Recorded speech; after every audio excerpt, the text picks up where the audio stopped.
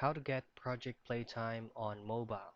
So as of 2025, Project Playtime is still not yet available on the iOS or the Google Play Store yet. So for you to be able to download still the game is by downloading the APK of Project Playtime.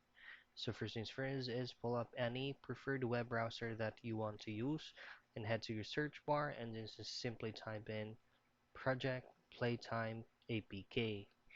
Now in here, you can choose whether the itch.io or through Softonic, but based on my experience, Softonic is the one that will actually works. So just head directly to Softonic official site, and on this button right here that says free download, just simply tap on that, and all you have to do is to follow along those process for you to be able to install Project Playtime's APK.